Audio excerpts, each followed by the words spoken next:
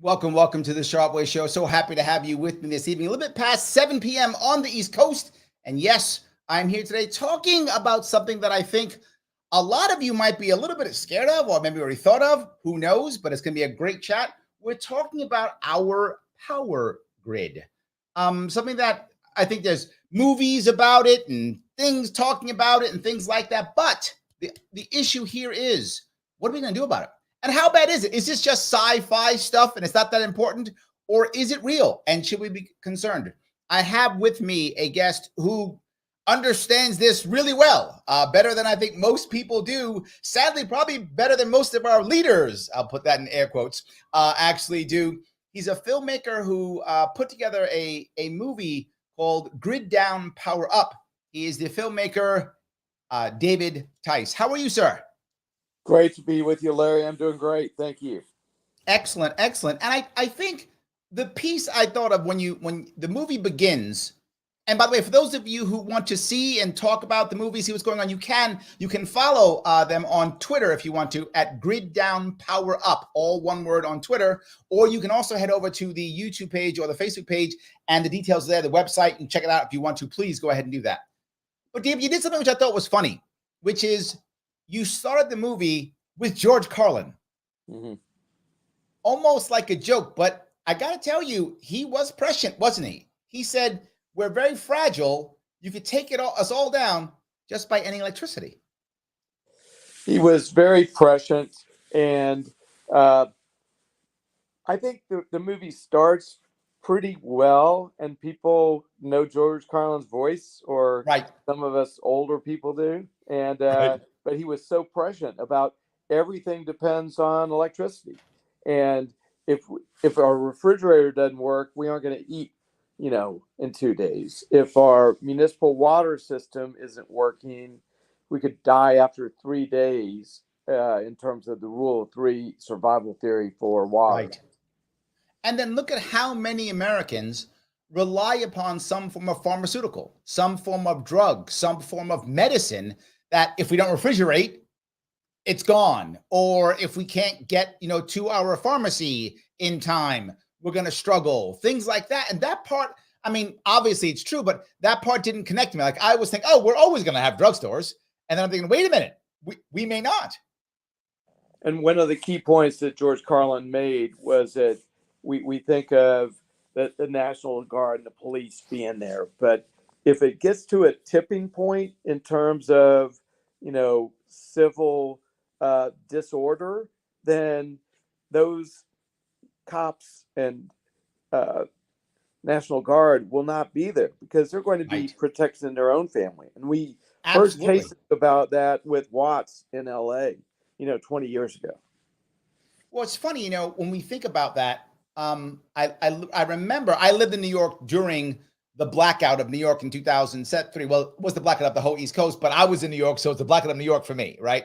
So that blackout, I remember the surprise on the things that kind of went down. And one of them was kind of fun for me. I don't know if I ever told you the story, but when it happened, I was on the road in New Jersey and my wife was working in Manhattan. And because I'm kind of prepperish in a way, we had a plan on what to do in case something bad happened. So we already had a plan prepared, escape plan, how to deal with these things, right? So my wife knew if anything went wrong, she was to walk across the 59th Street Bridge and to meet me at the Marine Recruiting Office. That was our plan. And I would always meet her there. So I'm in Jersey. And all of a sudden, what people don't realize is all of a sudden I'm listening to radio and the radio delay stops and goes back on. And I said, why did that happen? Most who don't know that a radio station has to have a generator. So when the power goes out, it can still go, but their 7-second delay machine is gone. So now they're just live. And I thought something's wrong. Then people started saying it was a blackout. So I immediately decided to head home. But what was the odd part was there were no traffic lights.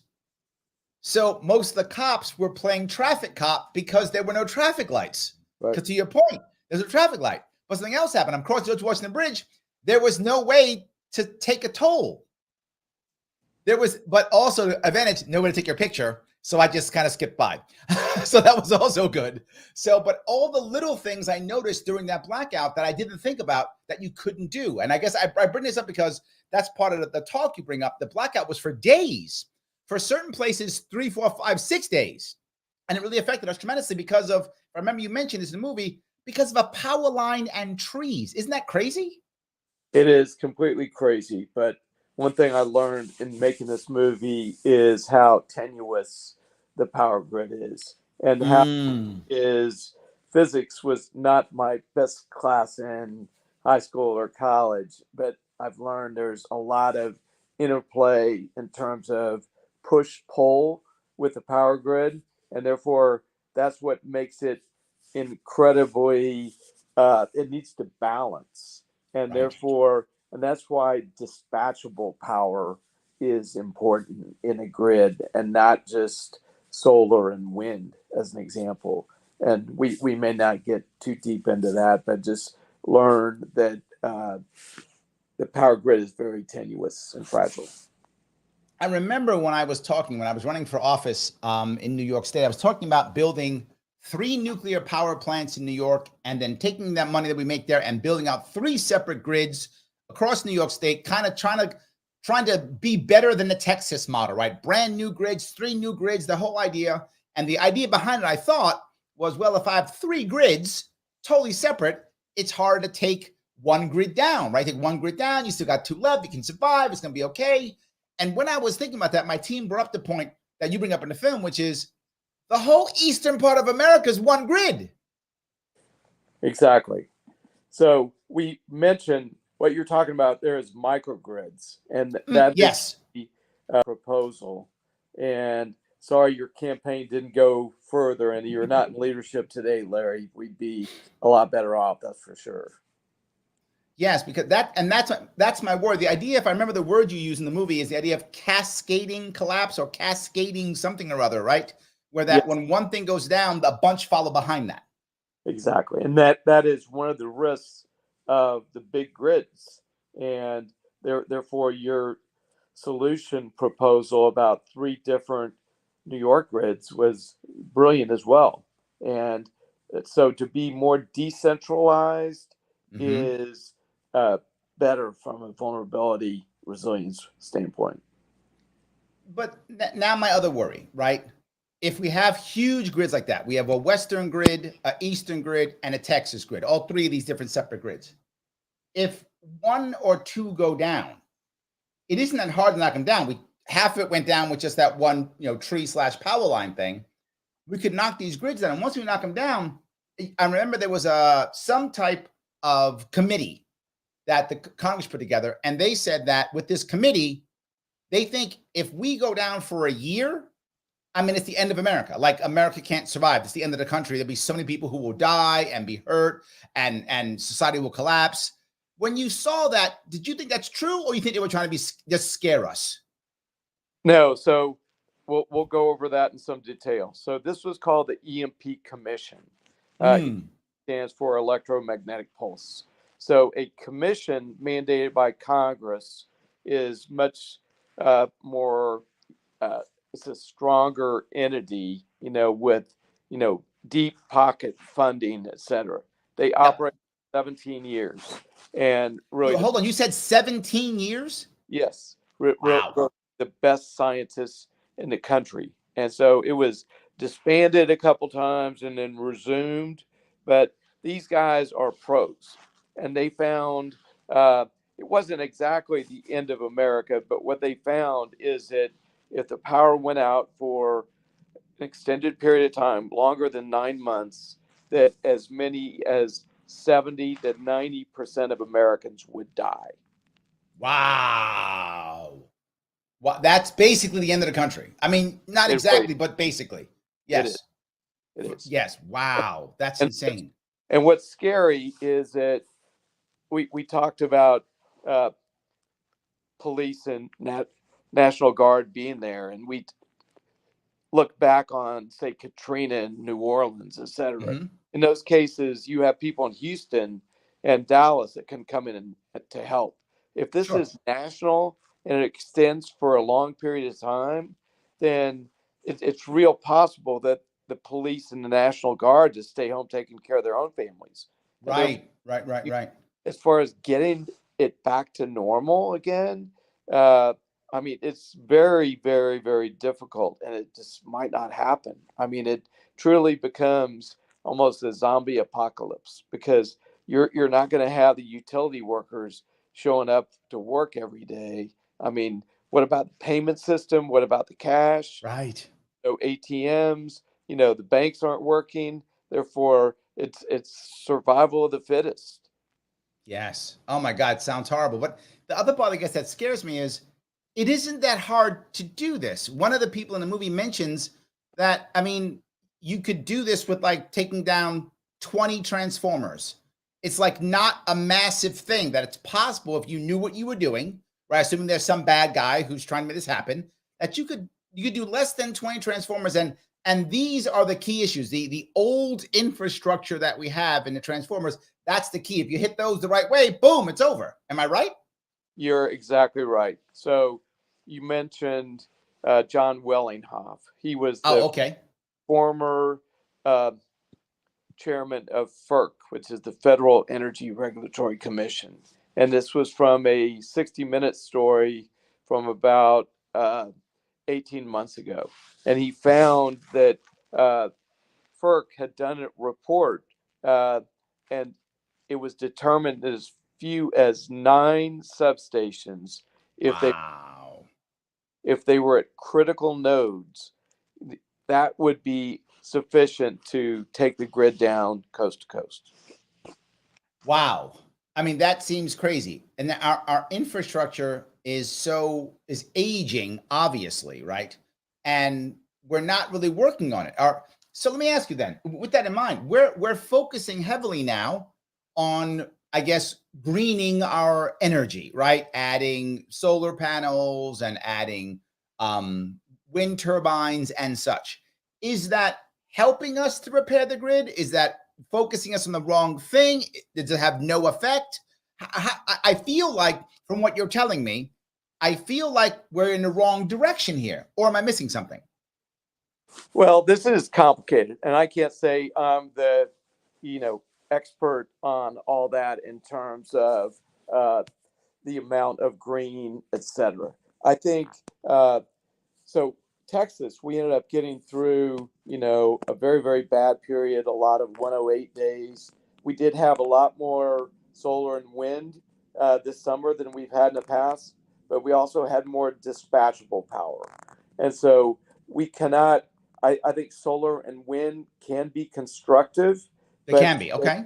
they cannot be, the overarching all, all parts solution. And Got so it. at the top of the program, I mentioned the pull, uh, the push pull and dispatchable power. And therefore, one of the issues with wind and solar is it's not dispatchable. And therefore, it does have certain weaknesses compared to nuclear, natural gas, coal, or SMRs. So tell me this dispatchable. What do you mean by that? So, dispatchable power means you can essentially have it off and turn it on. And Mm, from what I understand, it's not as wind and solar is not dispatchable. right. Got it. Yes. Nowhere near as easy as the other types. That's true. I get nuclear too. Right. Absolutely. So green is not necessarily hurting or helping, but my other concern is there are 3 grids, but there's something like several thousand individual companies who somehow work this grid in some way, shape, or form. But the grid's kind of run by the government, but kind of not, but kind of private, but kind of not. So, like, no one's responsible for this. Am I wrong here? No, you described that well. It's a bit of a mishmash, is how I call it. And there are 3,000 utility companies. 3,000. Wow. Yes, that and I'm sure everybody on this program is paying an electric bill to one of those companies. Now, Sure. the grid is made up of generation, then transmission, then distribution. So generation is creating the power, transmission is moving it around, and then distribution is inside your city or town getting that power directly to your home. Got it. Got it. Well, I have one of the people in the chat wanted to bring up. Russ says dispatchable power means the source, i.e., generator, can increase or decrease the supply of power depending upon the demands of the grid supply. So someone did some homework for us. Yeah, that was thank you, Russ.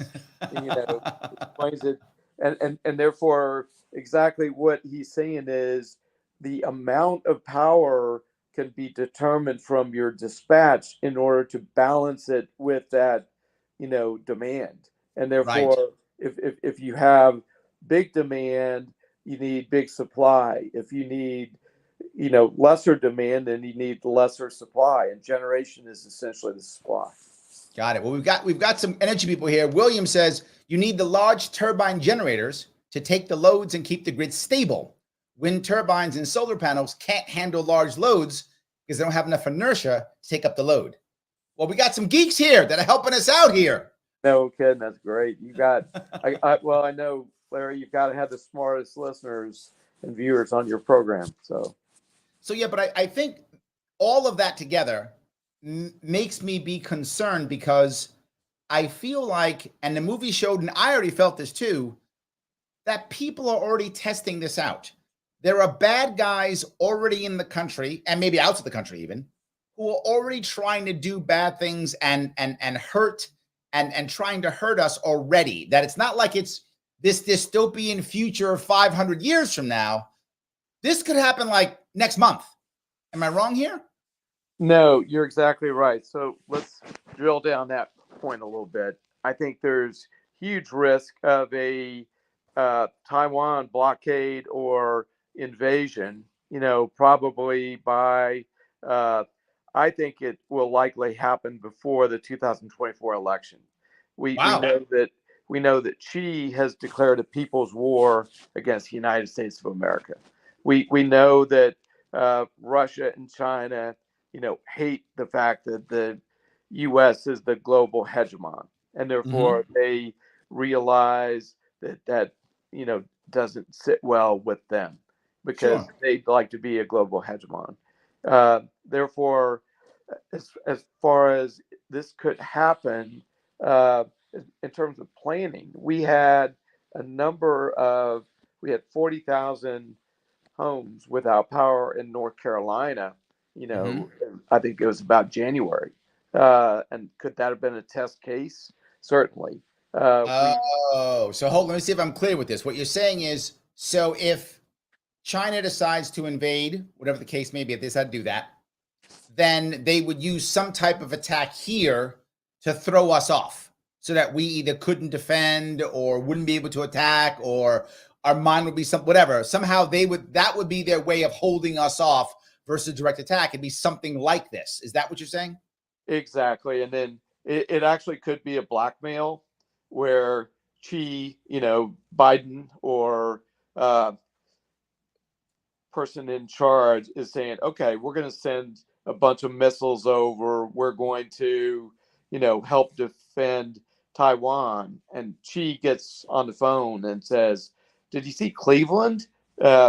Cleveland, the power is out. It's not back on for 4 more days.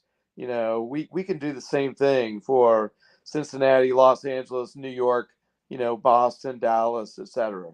So if this is true, hold on now. Why isn't Russia then doing this with Ukraine now? Why isn't Russia going, get out of Ukraine, stop sending them goodies, don't send them anything, because if you keep sending them stuff, we're going to do the power outage thing? Well, we've certainly helped out Ukraine with billions of dollars. We haven't sent any troops there. We haven't sent any pilots there. And no, this is a big step up in,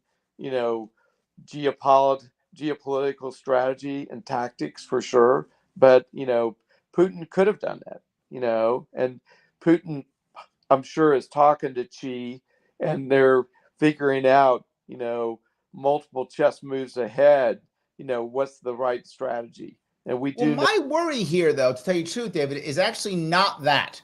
My worry is that they could do it in a way that could be almost anonymous, right? And you bring that up in the film too, and that part actually scared me more, because what the reason why I'm not as scared of what you just said is I believe that if America knows who did it, America had the ability to strike back in some way and to hurt them, right? In return, some kind of response to hurt them. I know we have some nuke-proof nukes and things like that could actually still strike back and hurt them.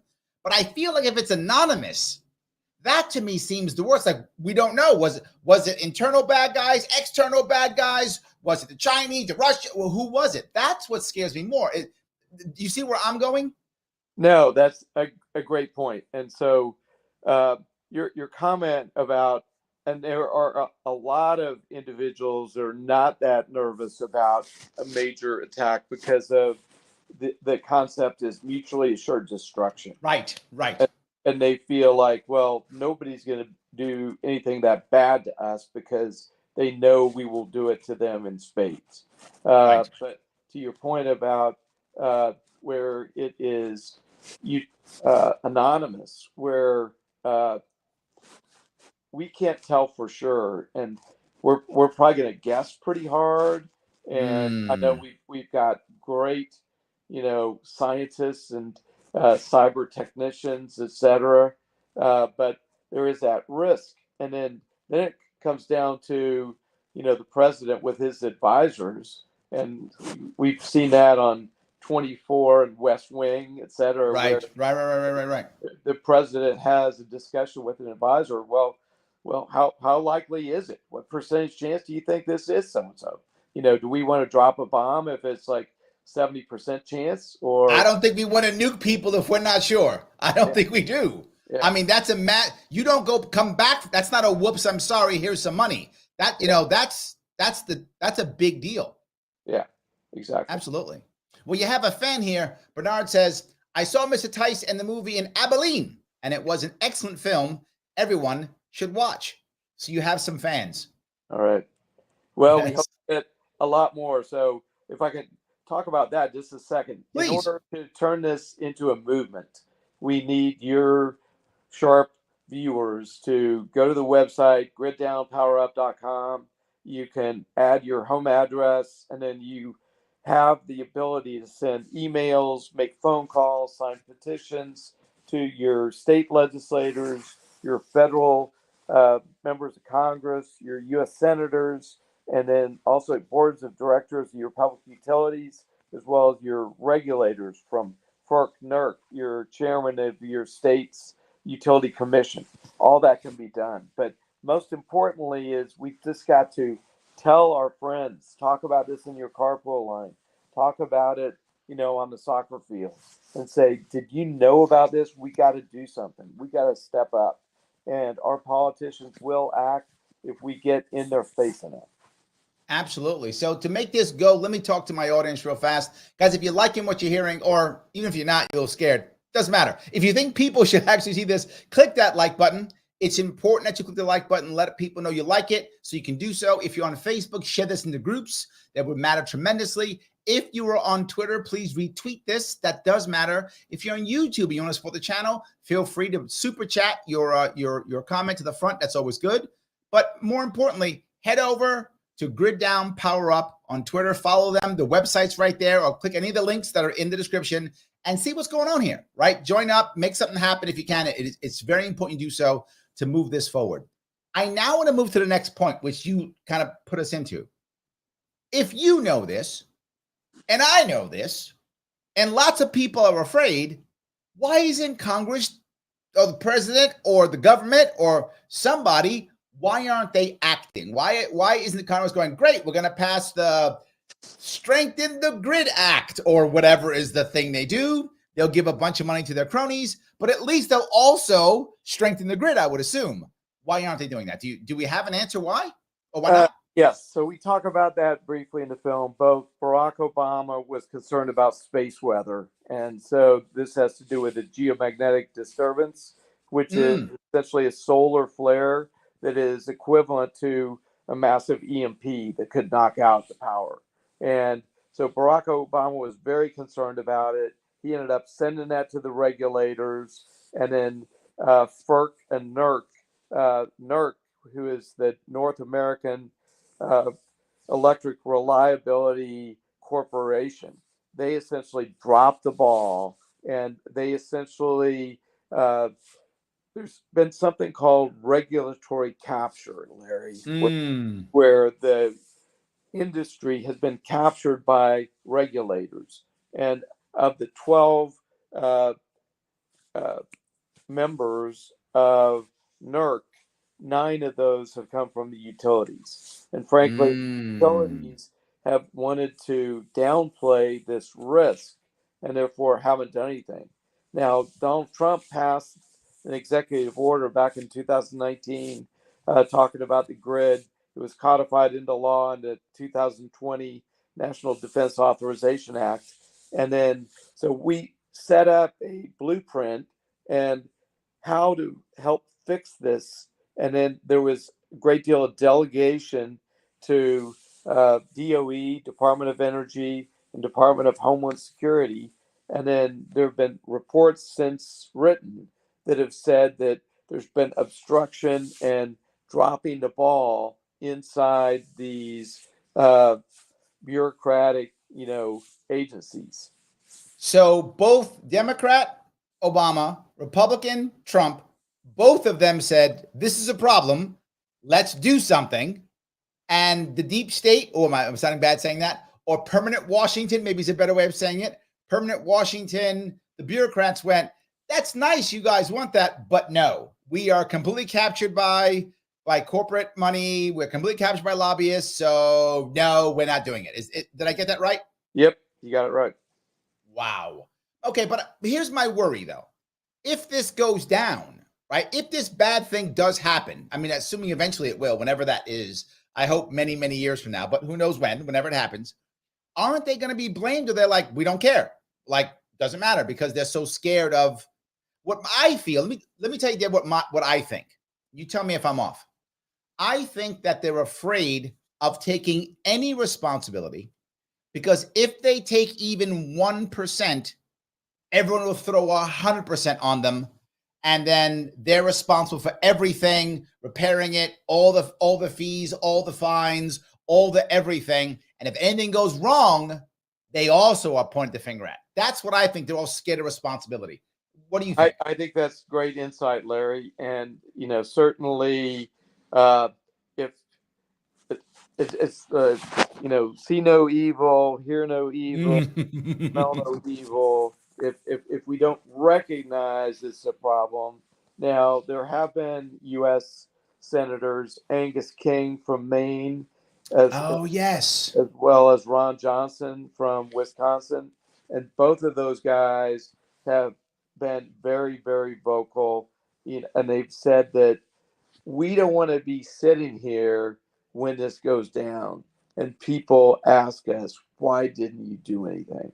Et cetera. So Ron Johnson has said that. And therefore, but there's a lot of, there was a senior Department of Homeland Security official that was being interviewed lately, and it showed up on a TV show just 4 or 5 days ago. And she was asked about the grid, and she essentially said, "Next question." Wow. She essentially didn't even want to address it. Next question. Wow. Wow. That's crazy. But I want to go to someplace else, which is mentioned in the film also. The idea of it isn't just the physical destruction of the grid, right? That's one aspect.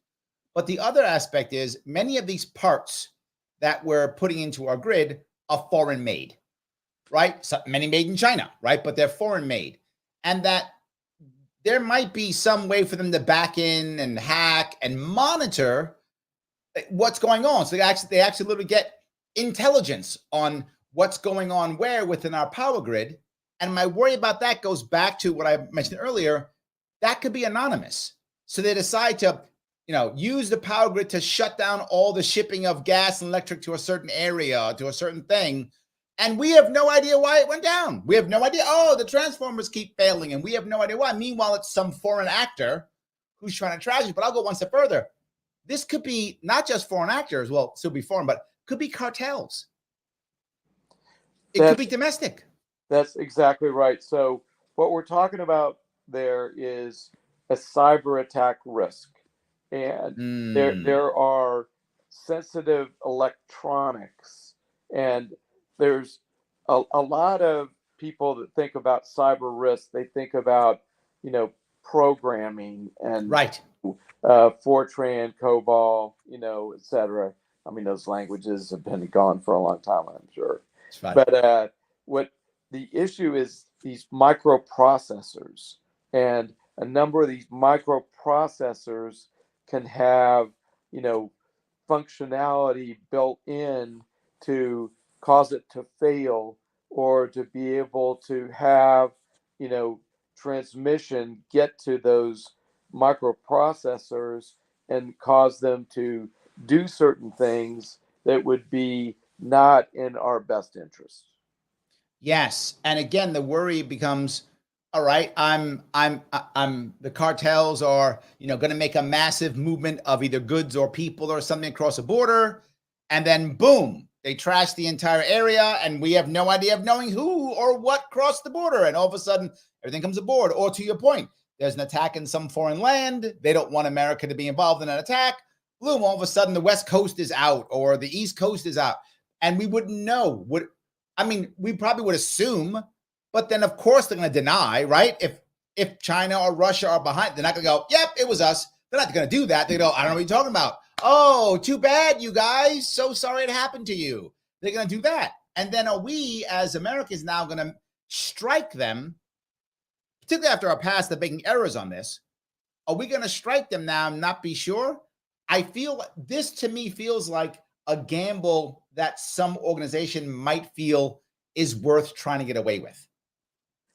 Exactly. I mean, a lot of politics, geopolitics is about the least bad option and trying to choose, tactical, choices. And therefore, Americans are naive. We think about, in reading our history book, World War I, World War II, Korean War, Vietnam, Iraqi War. It's never engaged Americans. However, we are being naive if we think that it's one thing if we were going up against Iraq and, Afghanistan, et cetera. But if we go up against the biggest guys, if we go up against China and Russia, and they decide to get into a street fight with us, it is very, very likely, and in fact, I think high probability that they will go after our critical civilian infrastructure. Yeah. Well, the Russians are doing it in Ukraine now. Yeah, exactly. You see it already. Absolutely. But then let me go to the piece that both of them could deal with, which was, I thought, of all the things, there were so many scary things. But the scariest one I thought was the idea of an orbital EMP blast. Now, if someone listening might not know what that means basically there's a nuclear explosion in orbit over a certain area that will make an EMP blast and basically shut down all the electronics, shut down the grid over a certain area. And there's a chance that we wouldn't even know who did it. Now, a lot of these countries couldn't do it. But surely China could. Surely Russia could. You mentioned even in the movie that North Korea could do it. I didn't want to hear that. I mean, even North Korea could do it. So that there are players who could do it. Exactly. And so you described EMP very, very well. It is a blast, a nuclear blast, which could happen at 20 kilometers above Earth. And essentially what that does is it creates these destructive gamma waves that end up wiping out sensitive electronics. And then so if the blast is, up here, it spreads out like this. So the higher the blast, if it's 200 kilometers, then it would have much bigger arc, and got it. Could essentially affect half the United States or all the United States. if the blast was done, above, 200 kilometers. So what you were talking about before is a satellite, Satellite. Gotcha. where there could be a nuke that is on standby, traveling in a satellite right now, and with signaling potential to be able to detonate that blast, at the exact location where they chose to be able to knock out sensitive electronics, and therefore that is certainly something that we might not pick up, and we might not be able to identify exactly where it came from. Well, yes. And the other part that drives me crazy, that makes me, from foreign actors, I think of that, right? And mostly states. That's probably going to be a state actor if that happens. But I'm talking about the idea that, the earlier we talked about that idea, just you could knock out 9 or 10 of these transformers and you basically could destroy our grid. That could be done 2 separate ways. One, physically, just people could like blow it up with something, right? Or shoot it or something, right? They could just capture it, right? Blow dynamite, whatever. They could do that. But the other thing is what was also scaring me was the idea of like a briefcase EMP that I could just be like if I'm going to go blow up something, people are going to see me with like my bomb and my gun and whatever. They're going to see this and maybe someone can stop me, right? Maybe so, oh my God, call the cops. Here goes guys with guns or whatever. Maybe someone can stop you. But if I just have a briefcase, who's going to stop me? No one's going to think I'm a bad guy. I got a briefcase. No one's going to stop me. So if I had 20 people who are all part of the same bad guy group, there were 19 of them in 9/11, right? I just need another 19 of these guys. And now they all have these EMP briefcases. They put in the right place. Blam. I don't know how do we defend ourselves? How do we defend ourselves against this? That's a huge risk. And all I can say is, given the incursion that we've had, across the border in the last, year and a half, and given the threats that the Chinese are making, and given the fact that we've seen news stories of, seems like a number of Chinese males, military age, are coming in, without families, etc. I would say we should be on high alert right now. And we know, the 9 critical nodes of substations. And we know there's some substations that are more valuable than others, and are more sensitive. And therefore, if I were Joe Biden, if I were Secretary of Energy Jennifer Granholm, I would say, I'm nervous about this. And let's put some people to work. And we know these nodes. We don't have to announce them to people, but let's put some cement, around these facilities, rather than just chain link fence. And let's possibly put a mesh, roof on top of those, so that a drone can't be dropping something in. We see that in Ukraine right now. Everyone's using drones for everything. Yeah.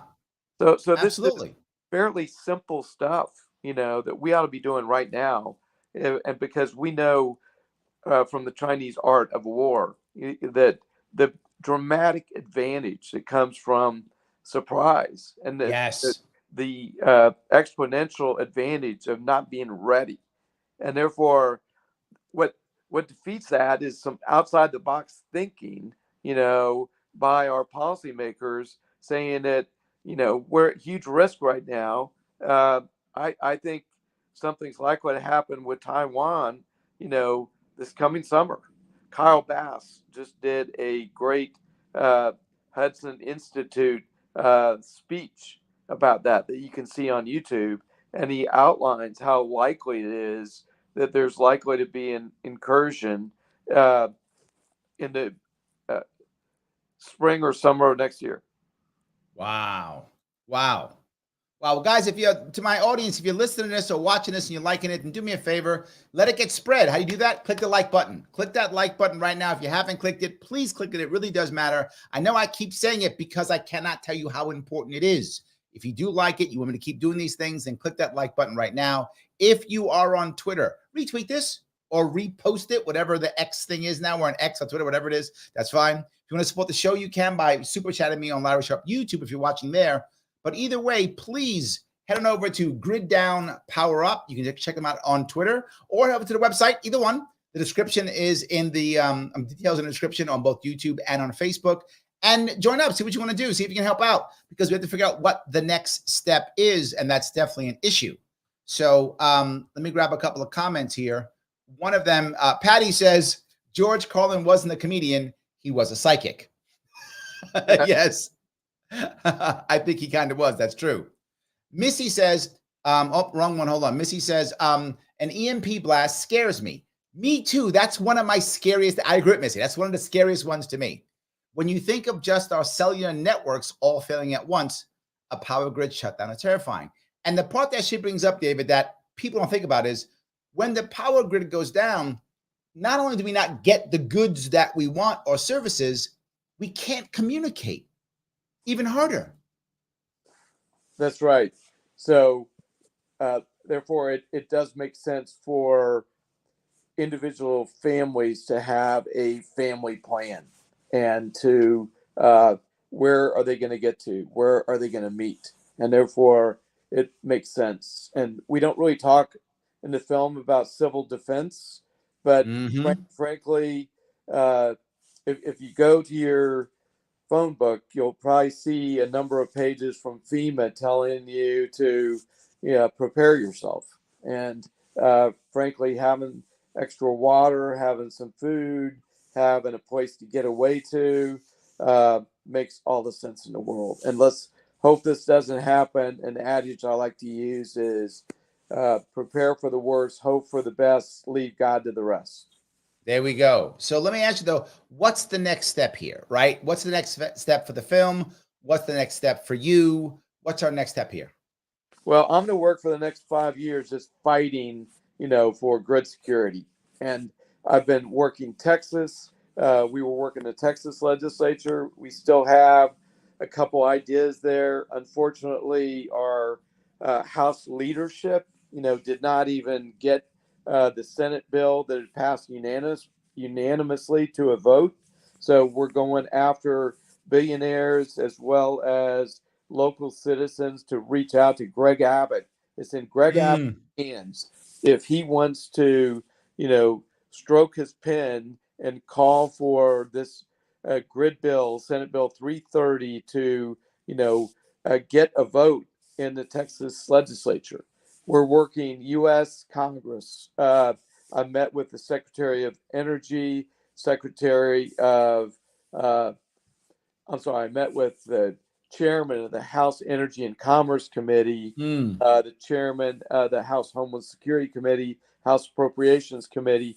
We need to call these agencies on the carpet for not following through. We need to get Chinese transformers. We need to have utilize the bully pulpit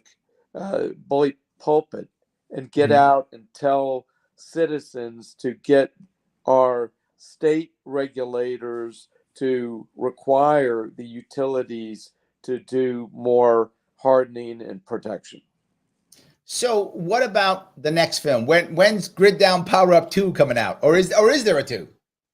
I think we're just going to follow up on what has already been written. I think we've laid it out there. There's actually another film producer that is doing a film. It's called Black Sky, I think it is. And so you can go there and there will be follow-up material, on that. Okay, there we go. Legacy Zach says, an EMP attack occurs, people will die, as many don't have the concept of self-reliance. Just what you were talking about, David. Society has made us all comfortable. As it's both a blessing and a curse, isn't it? Like, it's a blessing that we don't have to worry. It's a curse that we don't have to worry. Like, it's both, right? Isn't it? No, that's exactly true. And when you think about raising your kids, be thinking about what self-reliant skills, that that you might teach them. And, potentially we should all, maybe start a small garden. We think about maybe a barrel to capture, water supply from your gutters. Just little things. When you go to Costco, buy some extra food and bring it back. Therefore, all these little things, and teach your kids, in terms of gratitude for our current system and how blessed we are. But then let's not take it for granted. So Patty asked a specific question. She's asking if you heard about the natives in the Native American fight in 2016 at Standing Rock. She says all those who were at Standing Rock pipeline protest had phones, drones, and the devices die all at once. So Patty says, also, when I was in Philly for the 2016 DNC, my phone died the moment I was at a Bernie event. So I think she's thinking that people are like doing some type of way of killing electronics. Have you heard of, I know in the movie you talk about the physical attack on transformers, but do we know of EMP attacks, test attacks? Do we know of this already? I am not conversant with that situation that she mentioned. I'll have to read about it. And I do admit to being a partial conspiracy theory, follower, because you are on the right show. Yeah, the difference between conspiracy theory and truth is about 6 months. Yes, absolutely. And it's getting shorter. Yeah. So yes, absolutely. 100%. But I guess my final question was, we've seen the smaller things happen. The smaller attacks the Russians have done in Ukraine, the smaller attacks locally here in America. And I guess Patty believes some attacks that she feels she's seen too. Do you think that these are actually testing to see if it works, or coincidence? What's your gut tell you? My gut is testing. I think testing is a lot of testing. I think that North Carolina very likely could have been testing. We know that we talk about the 2013 Metcalf attack that was covered by 60 Minutes, that same story that John Wellinghoff was interviewed. That was definitely a test case. So there we go. Wow. All right. So let me ask you, before we wrap this up, anything I missed, something else we should be talking about? Let's see. I would say just get out there and forward it to 20 of your friends. As Larry said, use the like button and spread this around. Just saying, we're going to have a major launch. We have YouTube and Amazon coming, and so we're excited. Oh, great! We've been a little bit under the radar for a while. We're going to be on a lot bigger shows. Dennis Quaid should be appearing on Tucker Carlson in the next. Nice. We're going to be on Ben Shapiro. We're going to be on, I eventually expect Joe Rogan to be picking this up. And therefore, this ought to be the talk of the country. And therefore, we need to fix this, because the sensitivity given, as I said, what we've seen, people coming over the border, the sensitivity of our substations, and tell your local officials. Local officials ought to do more. Local officials can think about how they can create a microgrid and protect their municipal water system. Sure. There's a lot of municipal water systems that don't even have backup generators for a few days. There we go. Well, David, I want to say thank you so much for coming out today. I appreciate you giving us some time. It was awesome.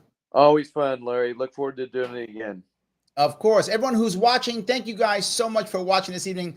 I hope you found it was very interesting. I will be on Dan Abrams Live on Friday evening, and I'll be back out on Monday again for the Sharp Club. Tomorrow I'll be off, but I will see you guys Friday and Monday. I will see you all very soon.